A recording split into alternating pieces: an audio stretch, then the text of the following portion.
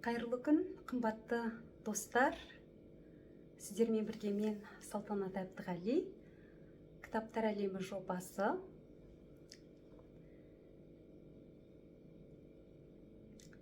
Бүгін біз мақал-мәтелдерден ойын ойнатамыз. Мен мақалдың алдыңғы жолдарын оқимын. Сіздер комментарийға жалғасын жазып отырасыздар.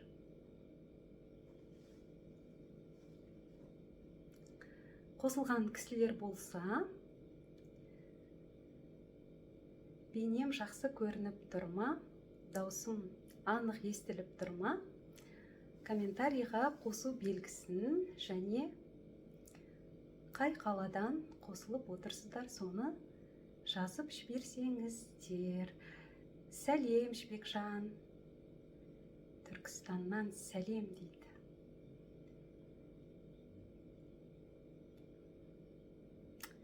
Кітап жанашырлары тобына бөлісіп қойшы, әдемі шығып тұр дейді. Рахмет. Бүгін мақал-мәтелдерден ойын ойнатамыз.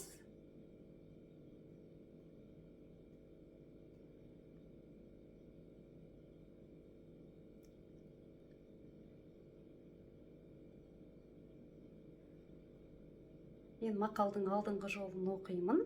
Сіздер жалғасын комментарийға жазасыздар. Біздің бұрыннан тікелей эфирге қосылып жүрген белсенді оқырмандар жақсы біледі.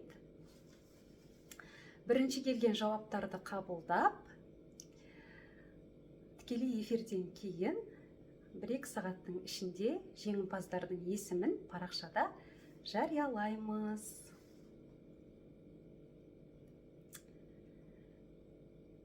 Қайырлы күн, Жанарбек мырза. Есенсіздер ме? Қарлығаш әпке.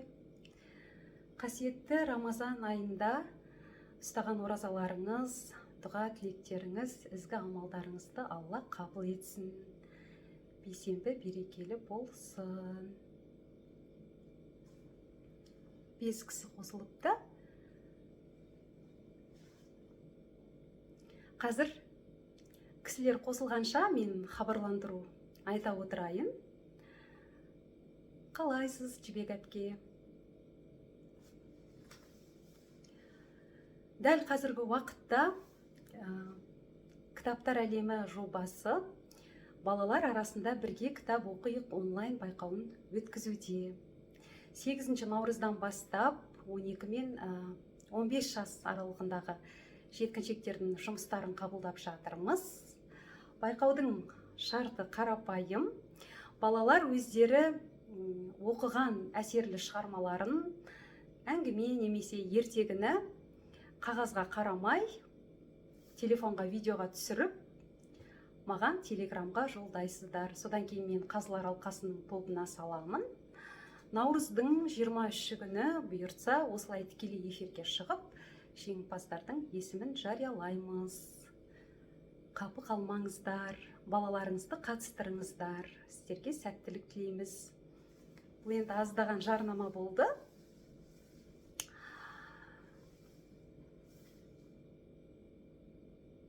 Амансыз ба, Тыныштықбек аға?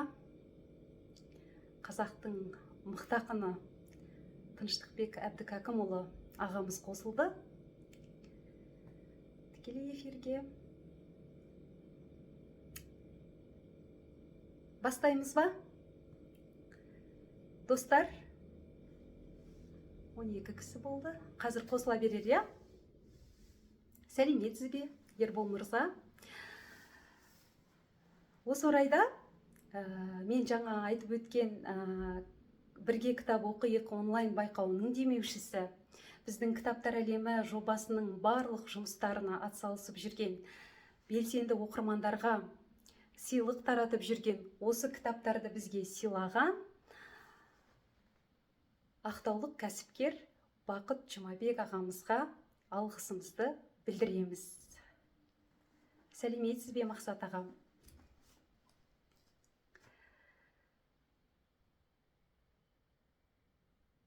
Хабарыңыз нәтижелі болсын дейді. Рахмет, жаныңыз жадырасын. Мақалдардың дұрыс жауаптарын жазған белсенді оқырмандарға махаббаттың 40 қағидасы, Бейсен және болмыс Бекежан Тілегеновтің Қара жел кітабын сыйлаймыз, қазпошта арқылы салып жібереміз. Бастайық онда, я? Бісміллә. Дайынсыздар ғой, я? Біз бастаймыз. Есенсіз бе Жанаргүл? Атыраудан Жанаргүл ханым қосылды. Рахмет. Ал, бірінші мақал: көреген басшы ел тоздырады. Көреген басшы ел тоздырады. Оздырады.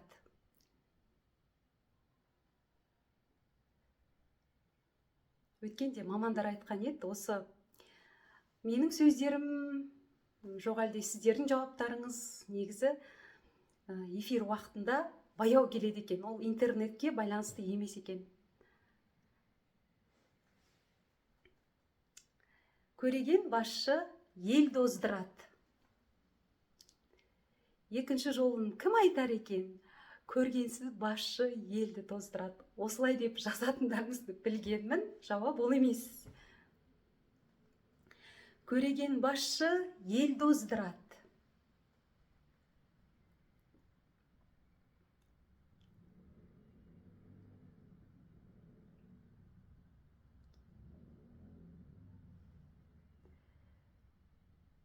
Дұрыс айтасың, Жібекжан. Күшті майдан ерді өсіреді. Жауабы солай енді. Күшті майдан ерді өсіреді. Қабылданды.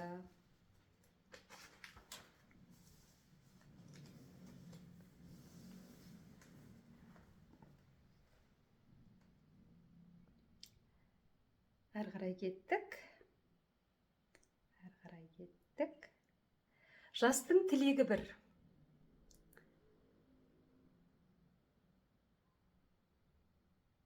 Көргенсіз басшы елді тоздырады деп екінші рет жазылып жатыр.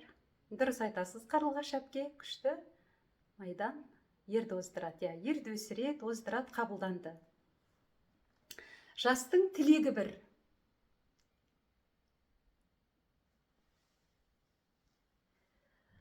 Осы мақалды менің әжем көп айтатын.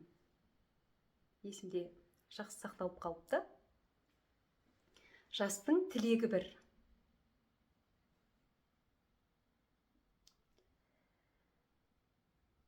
Көптің тілеуі бір. Әдемі ұйқасады екен. Жауап ол емес. Ынтымақтың білегі бір. Дұрыс айтасыз, Маржан. Қабылданды. Оңай мақал. Жібектің түйіні бір, дейді Жанаргүл ханым. Әрі қарай кеттік. Жауабы жазылды. Дұрыс. Баланың білегі ауырса, оңай мақал. Баланың білегі ауырса. Кеше өзім айттым осы мақалды. Бірнеше рет айттым бар ғой. Баланың білегі ауырса. Қайдасыздар, аналар? Кәрінің жүрегі бір, дейді Таңатар Мырза.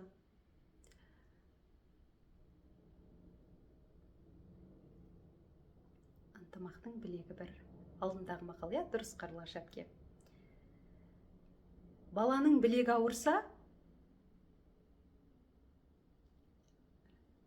Жоқ. Ананың жүрегі ауырады. Дұрыс айтасыз, Жанарбек Мырза.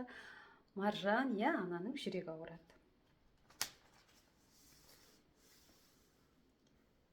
Дұрыс айтасыз, Әлия ханымның да жауабы дұрыс. Барлықтарыңыздың жауаптарыңыз дұрыс. Әрі қарай кеттік. Жақсы адам жолына жол азық қалдырады. Жақсы адам жолына жол азық қалдырады. Жақсы адам жолына жол азық қалдырады. Қайырлы күн, Жібек апай. Жақсы адам жолына жол азық қалдырады. Я, ұят шығар аналарға.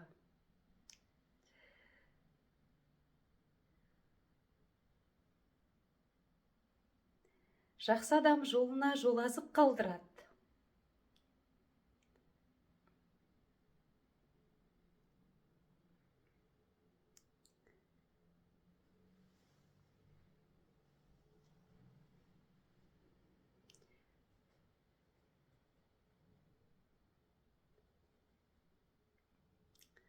Кейде жауаптарыңыз кеш келіп қалуы мүмкін. Оны ескереміз, я? Ештеңе етпейді. Дұрыс айтасыз. Жаман адам жолына ор қазып қалдырады. Сіз де дұрыс айтасыз. Қарлығаш әпке, я? Жаман адам жолына ор қазып қалдырады.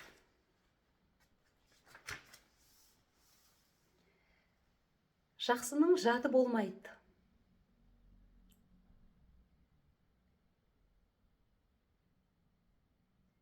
Барлықтарыңыздың жауаптарыңыз дұрыс. Әрі қарай кеттік. Жақсының жаты болмайды.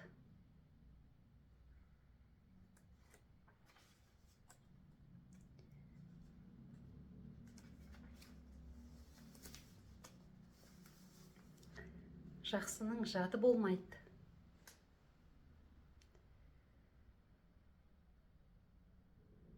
Жаман адам бәрін жеп қояды дейді. Келесі. Жақсының жаты болмайды. Жаманның ұяты болмайды.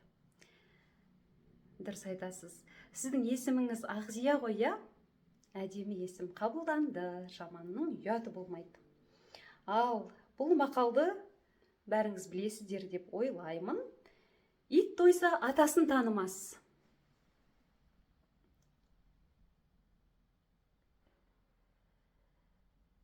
Менің жазып жатқандарым кеш барып жатыр дейді. Я, мүмкін ол жібек сен жақтан интернет нашар болуы мүмкін.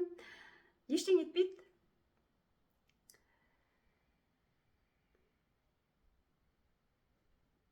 Ит тойса атасын танымас.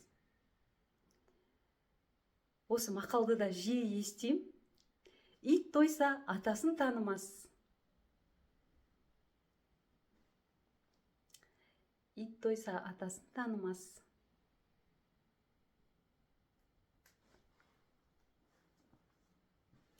Ит тойса атасын танымас.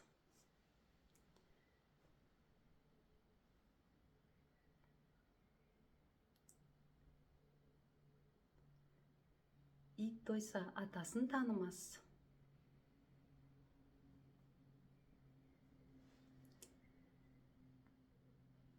Өйткені иттің атасы жоқ дейді.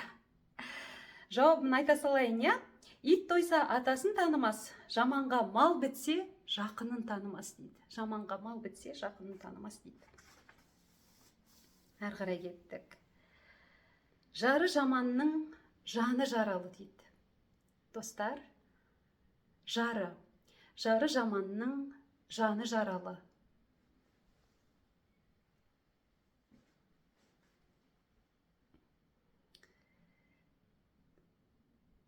Өйткені иттің атасы жоқ. Жары жаманның жаны жаралы.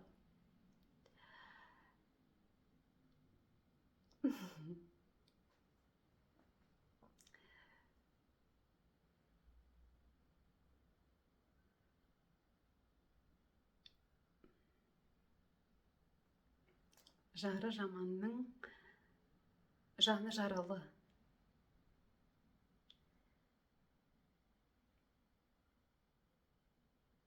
Бәрін ұмытып қаласың дейді сұрағанда.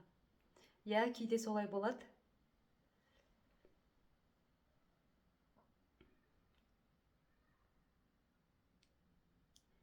Жары жаманның жаны жаралы. Баласы жаманның тәні жаралы дейді. Баласы жаманның тәні жаралы дейді. Байланыс баяу ма, әлде бәрі дұрыс па?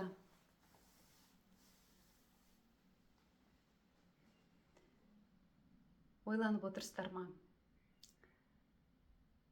Комментарийлар жылжымай қалды жоғары қарай.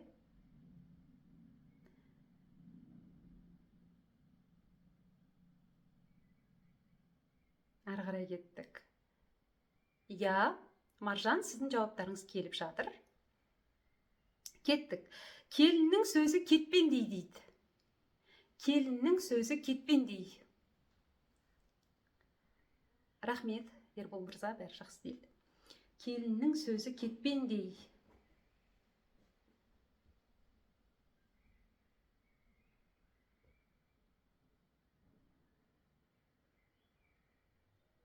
Қарлығаш әпке, сіздің жауабыңызды қабылдаймыз, дұрыс. Байланыс баяу, я? Ол қай жақтан болуы мүмкін?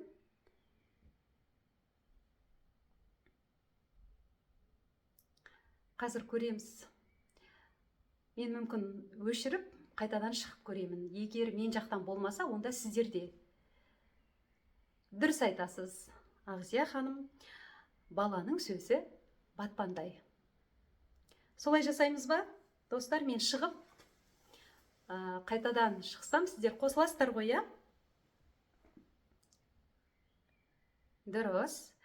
Бір мақал оқып жіберейін, содан кейін. Осы мақалды қаншама жерден оқыдым, ілулі тұрады. Мұны да білесіздер деп ойлаймын. Жеті атасын білген ұл, жеті жұрттың қамын жер. Әсіресе бар ғой. Дұрыс, Тұрсынай. Жеті атасын білген ұл, жеті жұрттың қамын жер. Қазір мен YouTube'тың